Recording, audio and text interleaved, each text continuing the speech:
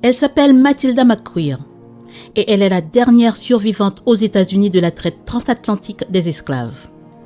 Elle a été capturée en Afrique de l'Ouest avec sa mère et sa sœur par l'armée du royaume du Dahomey, puis transportée comme prisonnière au port de Ouidah dans l'actuel Bénin.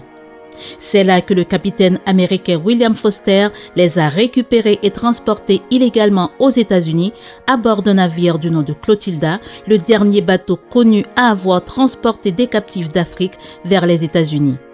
William Foster transportait à bord de son navire 110 hommes, femmes et enfants enfermés dans la cale du bateau. La mère de Matilda lui a raconté plus tard comment les enfants terrifiés s'accrochaient à leur mère, gémissant pendant des heures dans la cale sombre. Le neveu de celle-ci et le fils d'un voisin qui était aussi capturé dans les mêmes circonstances sont morts pendant le voyage. Matilda n'a que 2 ans lorsqu'elle arrive en Alabama en juillet 1860. Elle appartenait à l'ethnie Yoruba, un peuple présent dans de nombreux pays du continent africain.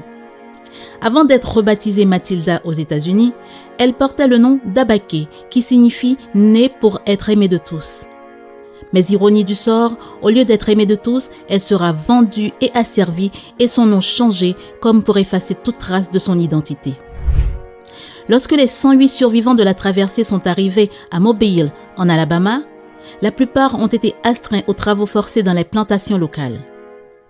Après l'abolition de l'esclavage en 1865, ils se sont regroupés et ont formé une communauté connue sous le nom d'Africatown. Certains de leurs descendants y vivent encore aujourd'hui. À seulement 14 ans, Matilda donne naissance à une petite fille. Le père était un homme blanc. Les circonstances dans lesquelles elle est devenue mère, alors qu'elle n'était qu'une adolescente, restent inconnues. Elle va avoir 2 autres filles métisses pendant cette période.